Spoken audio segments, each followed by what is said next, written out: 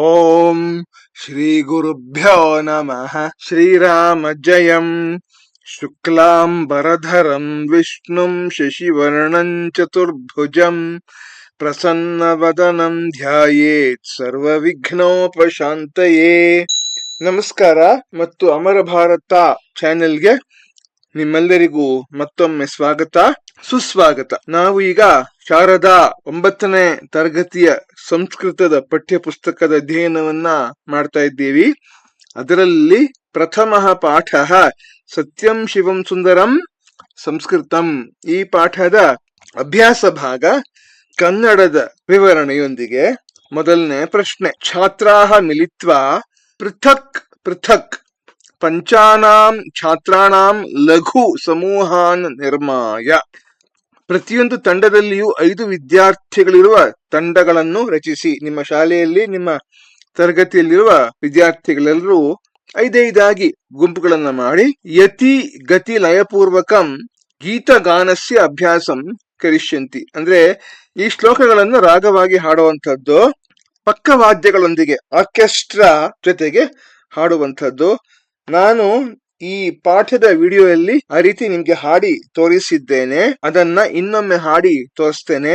ಭಾರತೀಯೈಕತಾ ಸಾಧಕಂ ಸಂಸ್ಕೃತಂ ಭಾರತೀಯತ್ವ ಸಂಪಾದಕಂ ಸಂಸ್ಕೃತಂ ಜ್ಞಾನಪುಂಜ ಪ್ರಭಾದರ್ಶಕಂ ಸಂಸ್ಕೃತಂ ಸರ್ವದಾನಂದ ಸಂದೋಹದಂ ಸಂಸ್ಕೃತಂ ಸರ್ವಮಸ್ತಿಷ್ಕ ಸಂಸ್ಕಾರಕಂ ಸಂಸ್ಕೃತಂ ಸರ್ವವಾಣಿ ಪರಿಷ್ಕಾರಕಂ ಸಂಸ್ಕೃತಂ ಸತ್ಪಥ ಪ್ರೇರಣಾದಾಯಕಂ ಸಂಸ್ಕೃತಂ ಸದ್ಗುಣಗ್ರಾಮ ಸಂಧಾಯಕಂ ಸಂಸ್ಕೃತಂ ವಿಶ್ವಬಂಧುತ್ವ ವಿಸ್ತಾರಕಂ ಸಂಸ್ಕೃತಂ ಸರ್ವಭೂತೈಕತಾಕಾರಕಂ ಸಂಸ್ಕೃತಂ ಸರ್ವತಃ ಶಾಂತಿ ಸಂಸ್ಥಾಪಕಂ ಸಂಸ್ಕೃತಂ ಪಂಚಶೀಲ ಪ್ರತಿಷ್ಠಾಪಕಂ ಸಂಸ್ಕೃತಂ ತ್ಯಾಗ ಸಂತೋಷ ಸೇವಾವ್ರತಂ ಸಂಸ್ಕೃತಂ ವಿಶ್ವ ಕಲ್ಯಾಣ ನಿಷ್ಠಾಯುತಂ ಸಂಸ್ಕೃತಂ ಜ್ಞಾನ ವಿಜ್ಞಾನ ಸಮ್ಮೇಳನಂ ಸಂಸ್ಕೃತಂ ಭುಕ್ತಿ ಮುಕ್ತಿ ದ್ವಯೋದ್ವೇಲನಂ ಸಂಸ್ಕೃತಂ ಧರ್ಮ ಕಾಮಾರ್ಥ ಮೋಕ್ಷಪ್ರದಂ ಸಂಸ್ಕೃತಂ ಐಹಿಕಾಮುಷ್ಮಿಕೋತ್ಕರ್ಷದಂ ಸಂಸ್ಕೃತಂ ಕರ್ಮದಂ ಜ್ಞಾನದಂ ಭಕ್ತಿದಂ ಸಂಸ್ಕೃತಂ ಸತ್ಯನಿಷ್ಠಂ ಶಿವಂ ಸುಂದರಂ ಸಂಸ್ಕೃತಂ ಶಬ್ದಲಾಲಿತ್ಯ ಲೀಲಾವನಂ ಸಂಸ್ಕೃತಂ ಚಾರು ಮಾಧುರ್ಯಧಾರಾಗ್ರಹಂ ಸಂಸ್ಕೃತಂ ವಿಶ್ವಚೇತಶ್ಚಮತ್ಕಾರಕಂ ಸಂಸ್ಕೃತಂ ಪೂರ್ವಜಾನಾಂ ಯಶಸ್ಮಾರಕಂ ಸಂಸ್ಕೃತಂ. ನಾನು ಹೇಳಿದ ಹಾಗೆ ಇದನ್ನ ನಾನು ನನ್ನ ಮನಸ್ಸಿಗೆ ಹೊಳೆದಂತಹ ರಾಗದಲ್ಲಿ ನಾನು ಹಾಡಿದ್ದೇನೆ. ನೀವು ಕೂಡ ನಿಮ್ಮ ಕ್ರಿಯಾಶೀಲತೆ ಅಂದ್ರೆ ಕ್ರಿಯೇಟಿವಿಟಿ ಅನ್ನ ನೀವು ಪ್ರದರ್ಶಿಸಿ ನಿಮ್ಮದೇ ಆದ ರಾಗ ಸಂಯೋಜನೆಯನ್ನ ಮಾಡಬಹುದು. ಹಾಗಾಗಿ ನಾನೇನ್ ಕೇಳ್ತೇನೆ ಅಂತಂದ್ರೆ, ನೀವು ನಿಮ್ಮದೇ ಆದ ರಾಗದಲ್ಲಿ ಇದೇ ಹಾಡನ್ನ ನಿಮ್ಮ ಧ್ವನಿಯಲ್ಲಿ ಹಾಡಿ ಅದನ್ನ ಆನ್ಲೈನ್ ನಲ್ಲಿ ನೀವು ಪೋಸ್ಟ್ ಮಾಡಿ ಅದರ ಲಿಂಕ್ ಅನ್ನ ನಮ್ಗೆ ಕಮೆಂಟ್ಸ್ ಅಲ್ಲಿ ಕಳಿಸಿದ್ರೆ ನಾನು ಅದನ್ನ ಕೇಳಿ ನಾನು ಕೂಡ ಅದರ ಆನಂದವನ್ನ ಪಡೆಯಬಹುದಾಗಿದೆ. ಮುಂದಿನ ಪ್ರಶ್ನೆಗೆ ಹೋಗೋಣ. 2ನೇ ಪ್ರಶ್ನೆ. ಏಕಪದೇನ ಉತ್ತರಂ ಲಿಖತ. ಒಂದೇ ಪದದಲ್ಲಿ ಉತ್ತರಿಸಿರಿ ಅಂತ ಹೇಳಿ. ಜ್ಞಾನಪುಂಜ ಪ್ರಭಾದರ್ಶಕಂ ಕಿಂ ಅಂತ ಕೇಳಿದ್ದಾರೆ. ಜ್ಞಾನದ ಸಮೂಹದ ಪ್ರಭೆ ಅಂದ್ರೆ ಕಾಂತಿಯನ್ನು ತೋರಿಸಿಕೊಡುವಂತಹದ್ದು ಯಾವುದು ಅಂದ್ರೆ ಸಂಸ್ಕೃತಂ ಅಂತ ಉತ್ತರವನ್ನ ಕೊಟ್ಟಿದ್ದಾರೆ. ಪ್ರಶ್ನೆ. ಸಂಸ್ಕೃತಂ ಕಸ್ಯಾಹ ಸಾಧಕಂ. ಸಂಸ್ಕೃತ ಭಾಷೆಯು ಯಾವುದನ್ನು ಸಾಧಿಸಿಕೊಡುತ್ತೆ ಅಂತ ಕೇಳಿದರೆ ಭಾರತೀಯೈಕತಾಯಾಹ ಸಾಧಕಂ. ಭಾರತೀಯರೆಲ್ಲರಲ್ಲೂ ಏಕತಾ ಭಾವವನ್ನ, ಐಕ್ಯ ಭಾವವನ್ನ ಸಾಧಿಸಿಕೊಡುವಂಥದ್ದು ಸಂಸ್ಕೃತ ಭಾಷೆ ಅಂತ ಹೇಳಿ. ಸರ್ವದಾ ಸಂಸ್ಕೃತಂ ಕಸ್ಯ ಸಂದೋಹದಂ. ಯಾವಾಗಲೂ ಸಂಸ್ಕೃತವು ಯಾವುದರ ಒಂದು ರಾಶಿಯನ್ನ ನಮ್ಗೆ ಕೊಡುತ್ತೆ ಅಂತ ಕೇಳಿದ್ದಾರೆ. ಆನಂದಸ್ಯ. ಆನಂದದ ರಾಶಿಯನ್ನ ನಮ್ಗೆ ದಯಪಾಲಿಸುತ್ತೆ ಸಂಸ್ಕೃತ ಭಾಷೆ ಅಂತ ಇದರ ಉತ್ತರ. ಸಂಸ್ಕೃತಂ ಕಸ್ಯ ಪ್ರೇರಣಾದಾಯಕಂ. ಸಂಸ್ಕೃತವು ನಮ್ಮನ್ನ ಏನು ಮಾಡಲು ಪ್ರೇರೇಪಿಸುತ್ತದೆ, ಪ್ರೇರಣೆಯನ್ನು ಕೊಡುತ್ತೆ ಅಂತ ಕೇಳಿದ್ರೆ ಸತ್ ಪಥಸ್ಯ. ಅಂದ್ರೆ ಸರಿಯಾದ ದಾರಿ, ಅಂದ್ರೆ ಧರ್ಮದ ದಾರಿಯಲ್ಲಿ ಚರಿಸುವ ಹಾಗೆ ನಮ್ಗೆ ಪ್ರೇರಣೆಯನ್ನ ಕೊಡುತ್ತೆ ಸಂಸ್ಕೃತ ಭಾಷೆ ಅಂತ ಇದರ ಉತ್ತರ. ಸಂಸ್ಕೃತಂ ಕಾಸಾಂ ಪರಿಷ್ಕಾರಕಂ. ಸಂಸ್ಕೃತ ಭಾಷೆಯು ಯಾವುದನ್ನ ಶುದ್ಧೀಕರಿಸುತ್ತದೆ, ಶುದ್ಧಗೊಳಿಸುತ್ತದೆ ಅಂತಂದ್ರೆ ಸರ್ವವಾಣೀನಾಂ, ಲೋಕದಲ್ಲಿರುವ ಎಲ್ಲ ಜನರ ಮಾತನ್ನೂ ಕೂಡ ಪರಿಷ್ಕರಿಸುತ್ತದೆ, ಅಂದ್ರೆ ಶುದ್ಧಗೊಳಿಸುತ್ತದೆ ಅಂತ ಹೇಳಿ ಅರ್ಥ. ಕಸ್ಯ ವಿಸ್ತಾರಕಂ ಸಂಸ್ಕೃತಂ. ಸಂಸ್ಕೃತ ಭಾಷೆಯು ಯಾವುದನ್ನ ವಿಸ್ತರಿಸುತ್ತದೆ ಅಂತಂದ್ರೆ ವಿಶ್ವ ಬಂಧುತ್ವಸ್ಯ, ವಿಶ್ವದಲ್ಲಿ ಬಂಧುತ್ವದ ಒಂದು ಭಾವವನ್ನ ವಿಸ್ತರಿಸುತ್ತದೆ ಅಂತ ಹೇಳಿ. ಇಲ್ಲಿ ಒಂದು ವಿಶೇಷವನ್ನು ನಾವು ಗಮನಿಸಬೇಕು. ಕಸ್ಯಾಹ ಅನ್ನೋದು ಷಷ್ಠಿ ಏಕವಚನ ಸ್ತ್ರೀಲಿಂಗ ಪದ. ಭಾರತೀಯೈಕತಾಯಾಹ ಅನ್ನೋದು ಕೂಡ ಅದೇ ಲಿಂಗ ವಿಭಕ್ತಿ ವಚನ. ಇಲ್ಲಿ ಕಸ್ಯ ಷಷ್ಠಿ ಏಕವಚನ ಪುಲ್ಲಿಂಗ. ಆನಂದಸ್ಯ, ಇಲ್ಲೂ ಕೂಡ ಕಸ್ಯ ಸತ್ಪಥಸ್ಯ, ಇಲ್ಲಿ ಕಸ್ಯ ವಿಶ್ವಬಂಧುತ್ವಸ್ಯ. ಇದು ಕಾಸಾಂ ಅನ್ನುವಂಥದ್ದು, ಅಂದ್ರೆ ಷಷ್ಠಿ ಬಹುವಚನ ಸ್ತ್ರೀಲಿಂಗದಲ್ಲಿ, ಇದು ಕೂಡ ಅದೇ ಲಿಂಗ ವಚನ ವಿಭಕ್ತಿ.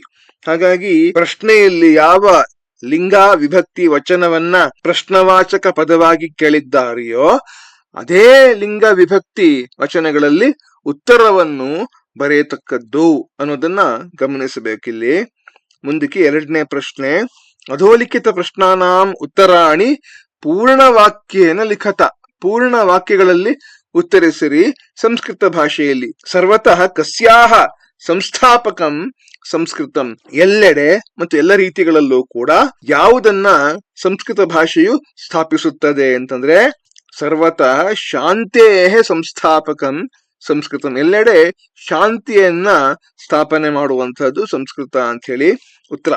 ಕೀದೃಶಂ ವ್ರತಂ ಸಂಸ್ಕೃತಂ. ಯಾವ ತರಹದ ವ್ರತ ಸಂಸ್ಕೃತ ಭಾಷೆ ಅಂದ್ರೆ ತ್ಯಾಗ ಸಂತೋಷ ಸೇವಾ ರೂಪಂ ವ್ರತಂ ಸಂಸ್ಕೃತಂ. ಸಂಸ್ಕೃತ ಭಾಷೆಯು ತ್ಯಾಗ ಸಂತೋಷ ಮತ್ತು ಸೇವೆ ಈ ರೂಪದ ವ್ರತವೇ ಸಂಸ್ಕೃತ ಭಾಷೆ. ಇದಕ್ಕೆ ಉತ್ತರ ಕಯೋಹ ಸಮ್ಮೇಳನಂ ಸಂಸ್ಕೃತಂ. ಯಾವೆರಡರ ಸಮ್ಮೇಳನ ಸಂಸ್ಕೃತ ಭಾಷೆ ಅಂತಂದ್ರೆ ಜ್ಞಾನ ವಿಜ್ಞಾನ ಯೋಹೋ ಸಮ್ಮೇಳನಂ ಸಂಸ್ಕೃತಂ. ಜ್ಞಾನ ಮತ್ತು ವಿಜ್ಞಾನ ಇವೆರಡರ ಸಮ್ಮೇಳನವೇ ಸಂಸ್ಕೃತ ಭಾಷೆ ಅಂತ ಹೇಳಿ. ಸಂಸ್ಕೃತಂ ಕಸ್ಯ ಚಮತ್ಕಾರಕಂ. ಅಂದ್ರೆ ಸಂಸ್ಕೃತ ಭಾಷೆಯು ಯಾರನ್ನ ಬೆರಗುಗೊಳಿಸುತ್ತದೆ ಅಂತಂದ್ರೆ ಸಂಸ್ಕೃತಂ ವಿಶ್ವಚೇತಸಃ ಚಮತ್ಕಾರಕಮಸ್ತಿ. ಲೋಕದಲ್ಲಿರುವ ಮನಸ್ಸುಗಳನ್ನು ಬೆರಗುಗೊಳಿಸುವಂತಹ ಭಾಷೆ, ಆಶ್ಚರ್ಯ ಚಕಿತರನ್ನಾಗಿ ಮಾಡುವಂತಹ ಭಾಷೆಯೇ ಸಂಸ್ಕೃತ ಭಾಷೆ ಅಂತ ಹೇಳಿ ಉತ್ತರ. ಕೇಶಾಂ ಯಶಸ್ಮಾರಕಂ ಸಂಸ್ಕೃತಂ. ಅಂದ್ರೆ ಯಾರ ಯಶಸ್ಸನ್ನ ನೆನಪುಗೊಳಿಸುವಂತಹ ಭಾಷೆ ಸಂಸ್ಕೃತ ಅಂದ್ರೆ ಅಸ್ಮಾಕಂ ಪೂರ್ವಜಾನಾಂ ಯಶಸ್ಮಾರಕಂ ಸಂಸ್ಕೃತಂ. ನಮ್ಮೆಲ್ಲರ ಪೂರ್ವಜರು ಅಂದ್ರೆ ಪ್ರಾಚೀನ ಭಾರತದಲ್ಲಿದ್ದಂತಹ ನಮ್ಮ ಪೂರ್ವಜರು ಯಾರಿದ್ದರೋ ಅವರ ಯಶಸ್ಸು ಅದನ್ನ ನೆನಪಿಗೆ ತರಿಸಿಕೊಡುವಂತಹ ಭಾಷೆಯೇ ಸಂಸ್ಕೃತ ಭಾಷೆ ಅಂತ. ಇಲ್ಲೂ ಕೂಡ ಯಾವ ಲಿಂಗ ವಿಭಕ್ತಿ ವಚನದಲ್ಲಿ ಪ್ರಶ್ನೆ ಇದೆಯೋ ಅದೇ ಲಿಂಗ ವಿಭಕ್ತಿ ವಚನದ ಉತ್ತರವನ್ನು ಕೊಡಬೇಕು. ಕಸ್ಯಾಹ ಶಾಂತೇಹೇ. ಕೀದೃಶಂ ಅಂದ್ರೆ ತ್ಯಾಗ ಸಂತೋಷ ಸೇವಾ ರೂಪಂ. ಕಯೋಹೋ ಅನ್ನೋದು ಷಷ್ಠಿ ವಿಭಕ್ತಿ ದ್ವಿವಚನ ಪದ. ಜ್ಞಾನ ವಿಜ್ಞಾನ ಯೋಹೋ ಅನ್ನೋದು ಕೂಡ ಅದೇ ವಿಭಕ್ತಿ ದ್ವಿವಚನ ಪದ. ಕಸ್ಯ ಬಹಳ ಸುಲಭ ಇದು. ವಿಶ್ವಚೇತಸಃ ಷಷ್ಠಿ ಏಕವಚನ ಪುಲ್ಲಿಂಗದಲ್ಲಿ. ಕೇಶಾಂ ಷಷ್ಠಿ ಬಹುವಚನ ಪುಲ್ಲಿಂಗದಲ್ಲಿ. ಪೂರ್ವಜಾನಾಂ ಅನ್ನೋದು ಕೂಡ ಅದೇ ವಿಭಕ್ತಿ ವಚನ ಲಿಂಗ. ಮುಂದಿನ ಪ್ರಶ್ನೆ. ರಿಕ್ತ ಸ್ಥಾನಾನಿ ಪೂರಯಂತು. ವಾಕ್ಯಗಳನ್ನ ಪೂರ್ಣಗೊಳಿಸಿ ಅಂದ್ರೆ ಯಾವ್ಯಾವ ಖಾಲಿ ಜಾಗಗಳಿದೆಯೋ ಅದನ್ನೆಲ್ಲ ತುಂಬಿರಿ ಅಂತ ಹೇಳ್ತಾರೆ. ಸರ್ವಭೂತೈಕತಾಕಾರಕಂ ಸಂಸ್ಕೃತಂ. ಇದಕ್ಕೆ ನೀವು ಈ ಶ್ಲೋಕಗಳನ್ನ ಕಂಠಪಾಠ ಮಾಡಿದ್ರೆ ಬಹಳ ಸುಲಭ ಇದು. ಭಾರತೀಯತ್ವ ಸಂಪಾದಕಂ ಸಂಸ್ಕೃತಂ. ಜ್ಞಾನ ಪುಂಜ ಪ್ರಭಾದರ್ಶಕಂ ಸಂಸ್ಕೃತಂ. ಸರ್ವಮಸ್ತಿಷ್ಕ ಸಂಸ್ಕಾರಕಂ ಸಂಸ್ಕೃತಂ. ಕರ್ಮದಂ ಜ್ಞಾನದಂ ಭಕ್ತಿದಂ ಸಂಸ್ಕೃತಂ.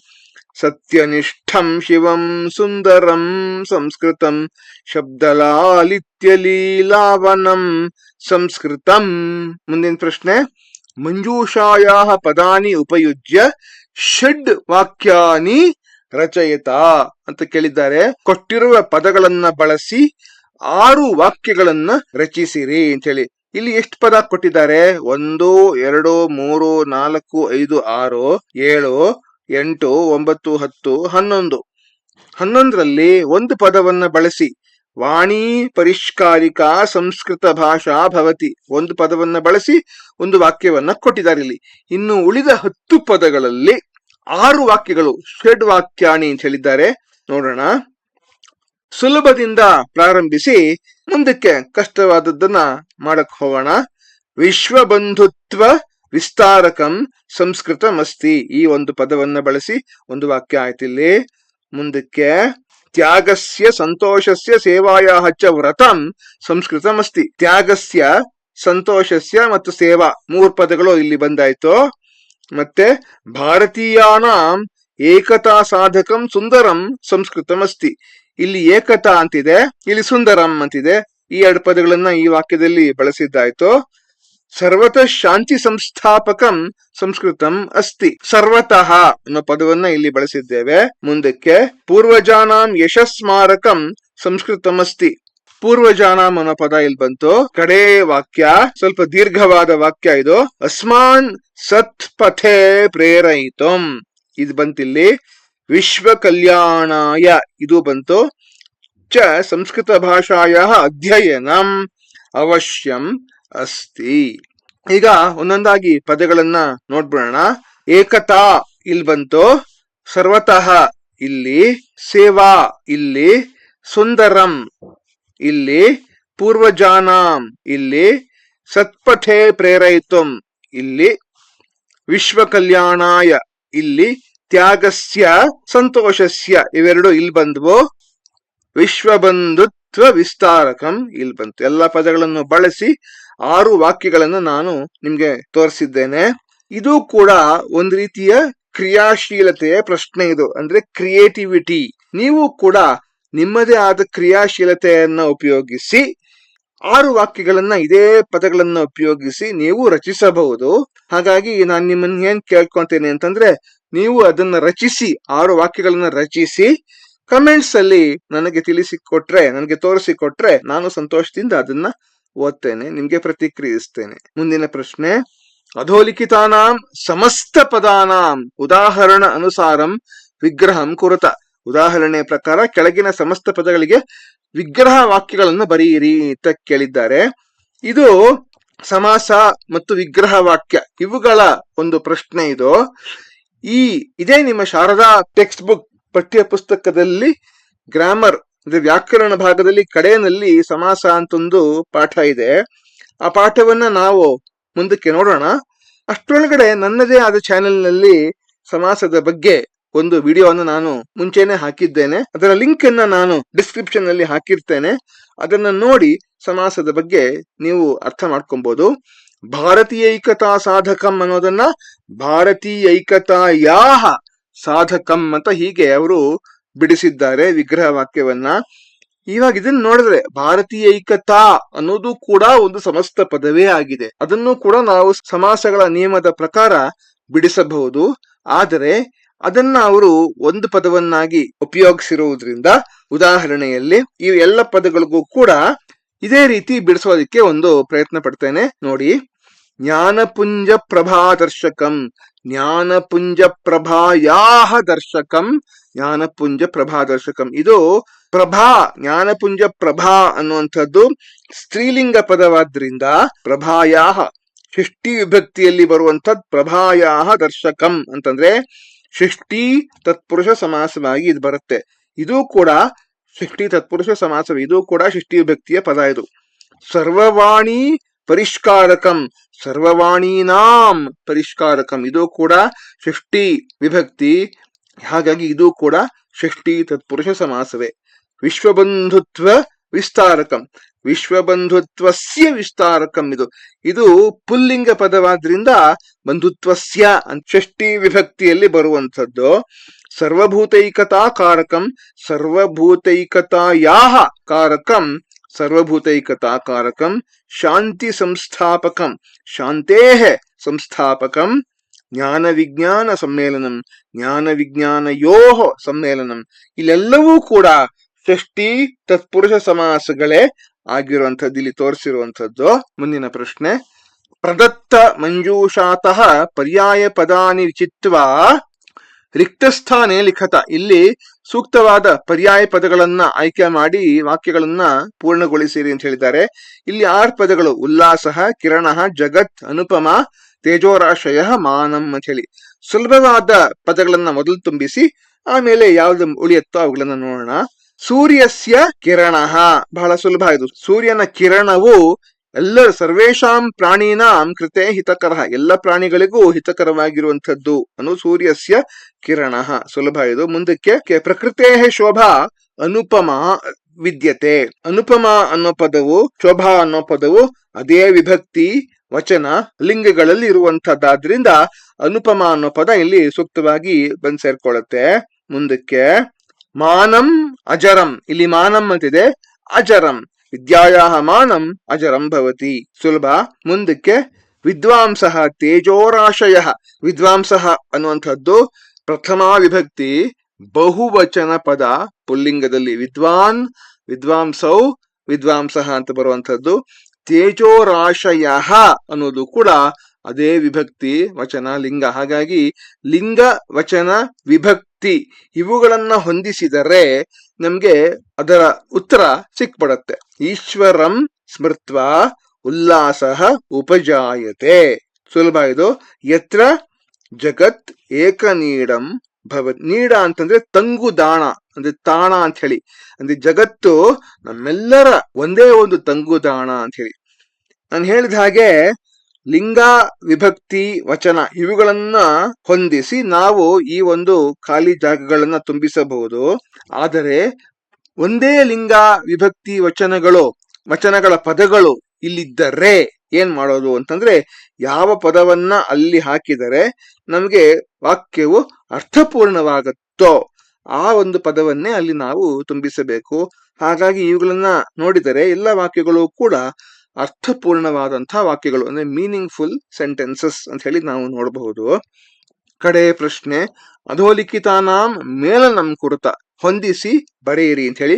ಭಾರತೀಯೈಕತಾಯಾ ಸಾಧಕಂ ಸಂಸ್ಕೃತಂ, ಸತ್ಪಥೆ ಪ್ರೇರಣಾದಾಯಕಂ ಸಂಸ್ಕೃತಂ, ತ್ಯಾಗ ಸಂತೋಷ ಸೇವಾರೂಪಂ ವ್ರತಂ ಸಂಸ್ಕೃತಂ, ಜ್ಞಾನಪುಂಜ ಪ್ರಭಾಯಾ ದರ್ಶಕಂ ಸಂಸ್ಕೃತಂ, ವಿಶ್ವಬಂಧುತ್ವಸ್ಯ ವಿಸ್ತಾರಕಂ ಸಂಸ್ಕೃತಂ. ಇಲ್ಲಿಗೆ ಈ ಒಂದು ವಿಡಿಯೋವನ್ನ ಮುಗಿಸುವ ಸಮಯ ಬಂತು. ಈ ಒಂದು ಹಾಡು ಪಂಡಿತ ವಾಸುದೇವ ಶಾಸ್ತ್ರಿ ದ್ವಿವೇದಿ ಅವರು ರಚಿಸಿರುವಂತಹ ಒಂದು ಅದ್ಭುತವಾದ ಹಾಡನ್ನ ಅಧ್ಯಯನ ಮಾಡುವುದು, ಅದನ್ನು ಹಾಡುವುದು ಬಹಳ ರೋಮಾಂಚಕಾರಿಯಾದಂತಹ ಒಂದು ಅನುಭವ ಇದು. ಈ ಒಂದು ಪಾಠವನ್ನ ಅಧ್ಯಯನ ಮಾಡೋದು ಬಹಳ ಸಂತೋಷವಾಯಿತು, ಈ ಪಾಠವನ್ನ ಓದಿದ್ದು. ಇದೇ ರೀತಿ ನಿಮ್ಮ ಈ ಶಾರದಾ ಪಠ್ಯ ಪುಸ್ತಕದಲ್ಲಿ ಪೂರ್ತಿ ಪಾಠವನ್ನ ಎಲ್ಲ ಪಾಠಗಳನ್ನು ನೋಡಿದರೆ ಅತ್ಯದ್ಭುತವಾದ ಪಾಠಗಳನ್ನ ಆಯ್ಕೆ ಮಾಡಿ ಅಲ್ಲಿ ವಿನ್ಯಾಸಗೊಳಿಸಿ ನಮ್ಗೆ ಕೊಟ್ಟಿದ್ದಾರೆ.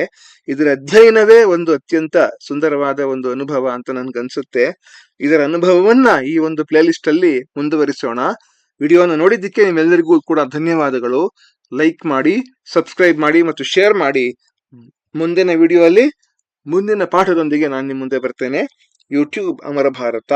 ಶುಭಂ ಭೂಯಾತ್, ಮಂಗಳಮಸ್ತು, ವಂದೇ ಮಾತರಂ. ಸರ್ವಂ ಶ್ರೀ ಕೃಷ್ಣಾರ್ಪಣಮಸ್ತು.